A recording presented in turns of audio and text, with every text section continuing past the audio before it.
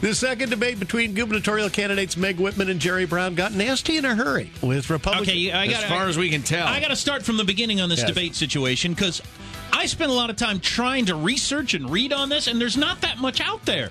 And so, from what I understand, they taped it in the morning. Yes.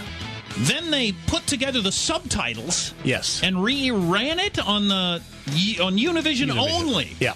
Right. At 4 o'clock. And so and we just have to trust the accuracy of the translation as well. And you tuned in, Marshall? So how did it work? I was homesick, and I thought, well, no, this is great. I'll watch the debate. And I put it on Univision. And for one thing, the translator, the Spanish translator, was talking so loud you couldn't even begin to hear what the candidates were actually saying. So they redubbed in a voice over the candidates. Yes. So if I tune in, I hear only Spanish. Yes, that was it.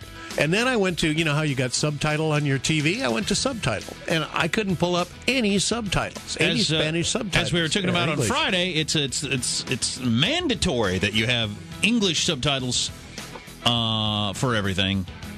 Or Spanish, but it doesn't work the other way around on a Spanish station. I don't get English. It didn't work on mine. I played with it, and I could so not if I watched the debate, I heard only Spanish words the entire debate. Yeah.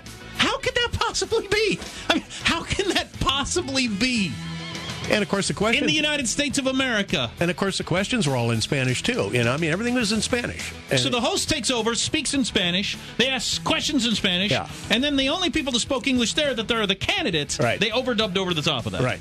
That is freaking amazing. Doesn't that bother people? You know, if it was some race for some city council somewhere, that'd be all right. But one of the, I believe, 3 gubernatorial debates. Mm-hmm. Yes, correct.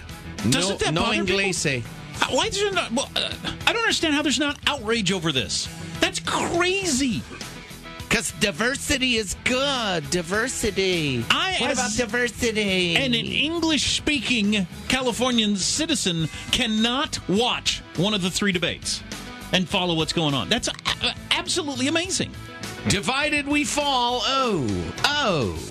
Oh, and we're letting it happen. And we're actually encouraging it. Great. So what did they say from what we've read? Well, here's the opening volley. Republican Whitman accusing Democratic opponent Jerry Brown of orchestrating the scandal over her former illegal immigrant housekeeper. During that debate on Saturday, Whitman went after Brown for putting her former maid at risk of deportation. You know, you should be ashamed. You and your surrogates put her deportation at risk. You put her out there, and you should be ashamed for sacrificing Nikki Diaz on the altar of your political ambitions. What happened here? You're the one who falsely defamed this woman by saying she stole your mail. Then it came out that's not true. And you had information, or at least you had enough to know there was something wrong here. And now you're trying to evade responsibility. Don't run for governor if you can't stand up on your own 2 feet and say, hey, I made a mistake, I'm sorry, let's go on from here.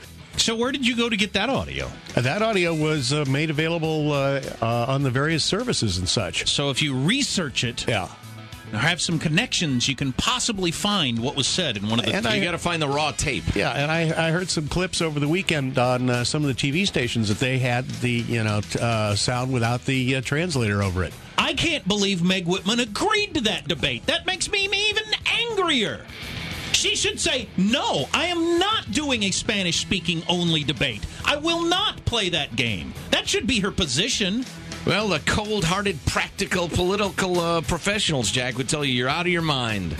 You got to go get that vote. Polls don't show that, though. Certainly not nationally. I don't understand it at all. I'll never get this. I'll never get this issue. All the polls show that 80 to 90% of Americans are on the same page on this freaking illegal thing. Right. But nobody has the balls to face it head on. I just don't get it. It makes no sense.